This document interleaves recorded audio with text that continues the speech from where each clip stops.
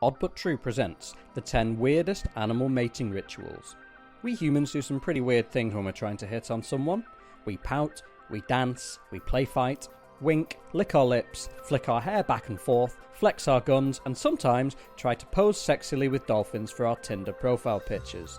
But if you think people are strange, you might change your mind when you hear about some of the freaky things animals do when they're trying to get down to business. I hope you're not about to eat your dinner, because coming up are the 10 weirdest animal mating rituals. Number 1. You parasite. If you ever see a female anglerfish, and you probably won't since they live at the bottom of the ocean, you'll notice all the girls have a huge lump on their body. No, we're not body shaming female anglerfish, it's a fact. And for a long time, scientists didn't know what the hell this lump was.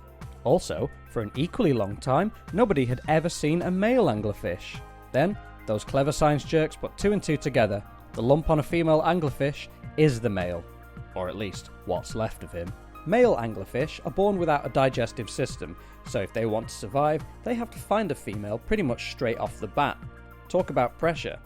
If the male is lucky and a female anglerfish swipes right on him, the male says thank you by biting her. His bite releases an enzyme which dissolves both of their skin and allows them to fuse to become one. That is kind of romantic, until you find out that the male gradually wastes away to nothing, leaving only his penis stuck in the girl's back. When she wants babies, that thing just fires sperm straight in there and away we go. So some women would say that sounds far less annoying than having an actual boyfriend. Number 2.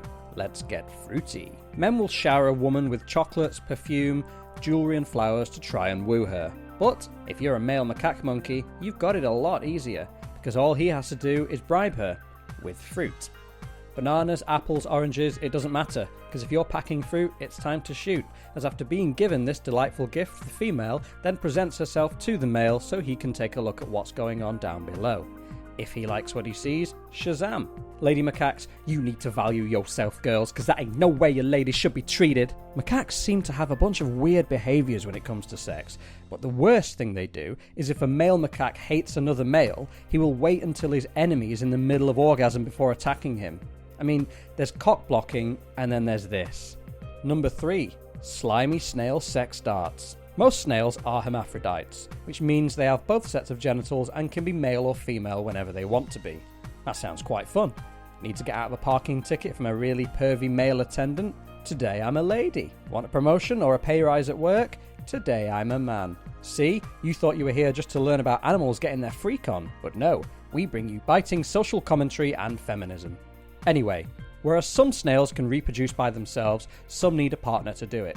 So, before these slippery little fellas get down to business, they do something which doesn't sound all that romantic. They shoot their partner with a dart. These darts are made of calcium and are covered in mucus, which helps to store more sperm inside the snail's uterus when the lovemaking begins.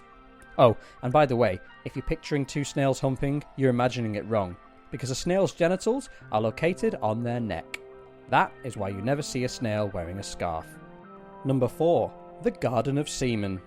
Another popular romantic gesture which you might like to try at home is leaving a trail of notes or gifts for your loved one to follow, with the whole thing leading towards a bigger gift, a bunch of flowers, or maybe a photo of your face. But whatever you do, don't copy the red velvet mite, because it's just the grossest thing I've ever heard. The male red velvet mite leaves a trail of its sperm all over the ground on twigs and leaves for the female to follow. Now, I don't know any women who would follow this kind of trail, but hey, maybe I've just never met the right lady. Anyway, when the female red velvet mite reaches the end of the world's most disgusting treasure map, she finds a garden, a magical garden. A garden made from twigs, leaves, stalks, and more sperm, again with the sperm. If the female likes what the male has constructed, she will mate with him. But if another male sees the garden first, he'll trash it. Personally, I just leave it alone. Wrecking another man's sperm garden is not on my to-do list. Number 5. What a prick. If you look at a porcupine and you're wondering how it has sex, I think that makes you a pervert and you should get some kind of help. But also, you probably think they have to be really careful about what kind of moves they pull with all those sharp quills on their body. Well, don't worry. Porcupines don't actually have sex that often enough for it to be a problem. The females only want to mate for about 8 to 12 hours every year. At this point, you'll have some guy going, "Ha, that's like my wife, ha ha ha ha." Well, you know what, dude? Maybe if you gave that woman a cuddle and told her she was pretty, she'd put out. And would it kill you to use deodorant? Would it? Would it actually kill you? Your wife is a princess. A princess, you hear? Porcupines begin their lovemaking session by first rubbing noses. So far, so cute. If the female enjoys this, she will make it known to the male that she wishes for him to continue. At which point, the male porcupine stands up on his hind legs and takes a whiz all over her. Wow, it's like a scene straight from a Disney movie. If the female likes the pheromones contained in the male pee, they will make love until the male is tired. And if she isn't satisfied, she'll let another guy pee on her and start all over again. Hey, Mrs. Porcupine, whatever you're into is cool with me. I am not here to judge or take part. Number 6. Honey, I'm home. We've all heard of queen bees, those giant lucky ladies who get to spend all day chilling in the hive. But what do the guys do in this equation? Well, worker bees will feed the queen royal jelly to help her mature sexually. Then, once she has blossomed into a beautiful lady bee, she goes on a sexy little adventure with the most handsome bees she can find.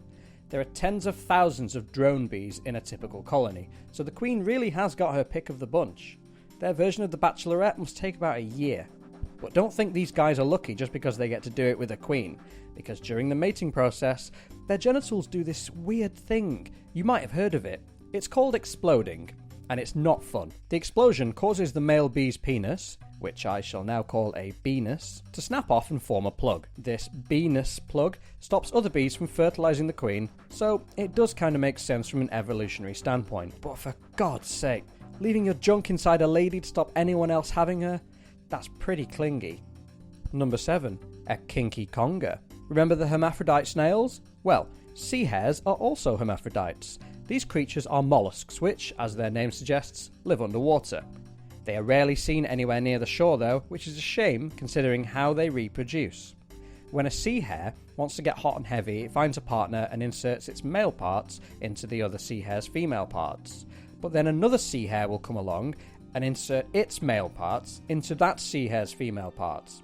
And then another sea hare comes along, and another, and another, and another, until there's a whole conga line of sea hares sexing it up.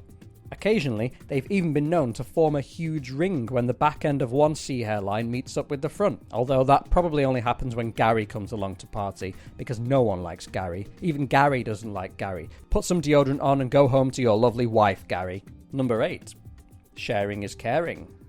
Human guys and girls like to smell good before going on a date or hooking up, and so does the hippopotamus. But instead of misting themselves in a cloud of CK1 or Chanel, hippos prefer that their bodies smell like something else entirely. When a male hippopotamus wants to attract a woman, he just takes a massive dump. Oh, and a whiz too. And in case the ladies haven't noticed how awesome his pee and poo smells, the male hippo will waft his heavenly stench towards them by using his tail like a propeller. This whole act is apparently quite sexy in the eyes of a female hippo because it makes the male seem dominant as he marks his territory. So ladies, if you come home and find your man has dropped a deuce on the living room rug, take it as a compliment. Especially if he's set up a desk fan behind it. Number 9. Totally lovesick. Look, I'm sure you can tell by the title what's going to happen here, so let's get it over with as quickly as possible, shall we? Which is also presumably something that the female white-fronted parrot says when her lover throws up in her mouth. Nom nom nom. White-fronted parrots begin their mating ritual in a relatively normal fashion. They lock their beaks and play with each other's tongues. Who hasn't done that? But after a while, the male parrot gets bored and just vomits food into the female's mouth. Is this a vital part of the mating process? No. Apparently, it's just a gift. Oh, thanks. You shouldn't have. I hope you kept the receipt. Number 10. Nice shot. This is the Argonaut, a species of octopus which lives in tropical and subtropical oceans. Now, the male Argonaut will only grow to about 10% of the size of the female, so we all know who wears the 8-legged trousers in the Argonaut house. But obviously, such a difference in size means having sex is quite tough. It'd be like you or I trying to make love to a whale. Not that I've tried. Those pictures were totally photoshopped. So, to understand how the Argonaut makes love, let's explain it to you in a way which will be appropriate for Argonaut sex ed. Here goes. When a mummy Argonaut and a daddy Argonaut love each other very much... Kapow! Flying eyeball penis arm! Yeah, that's pretty much it. The male has a tiny detachable arm with a penis on the end, which lives in a pouch just underneath his eye. and when it needs to make love, it fires this weird wang arm towards the female and dies. The wang arm then attaches itself to the female using suckers and just blows its load. Now look, ladies, I know you have to put up with a lot of crap from us human men, but surely it's got to be better than living in constant fear of flying eyeball penis arms, right? So there you have it. Those were the 10 weirdest animal mating rituals. Have any of these made you think twice about going on a date?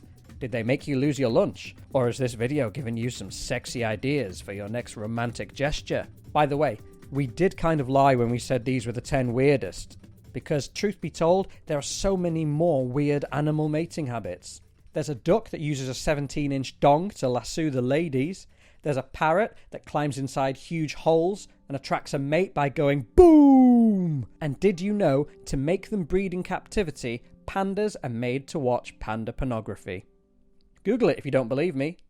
Just make sure you delete your search history afterwards.